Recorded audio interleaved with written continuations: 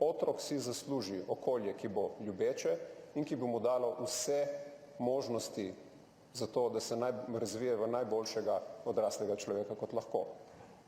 In to ni vprašanje, kdo je oče ali mama, ni vprašanje, koliko ljudi je v družini, ker vemo, da ne obstajajo samo pač te protestantske oblike družine, kjer sta samo oče, mati in otroci, ampak imamo razširjene družine, imamo enostarševske družine, imamo različne oblike organiziranja družin. In vsaka, če je dobro organizirana in če je ljubeča, lahko privede do tega, da otrok odraste v najbolj usposobljeno odraslo osebo. Ključni problem, ki ga imajo otroci, ne samo v tej državi danes, ampak nasplošno, so pa razredne razlike in družbene razlike. Tam se pa zares prizadene otrokov razvoj. Pomanjkanja, revščina in zlorabe, ki se dogajajo v družinah.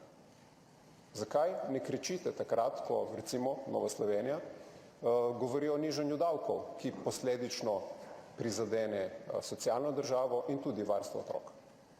Kako deluje ta model nižanja davkov, zelo dobro vidite danes v Združenem kraljestvu, ker se ta trickle-down ekonomija dobesedno sesuva ali pa oziroma priliva v prah. Tako da, jaz mislim, da ta današnja razprava, tako kot je tista leta 2015 ali pa 2011, nima smisla, ker smo na dveh popolnoma ločenih bregovih. Mislim pa, da je javnost v tem času že zelo dobro ugotovila, kateri breg je tisti, ki gleda naprej, tisti breg, ki skrbi za to, da bodo pravice vseh upoštevane in tudi v čim večji meri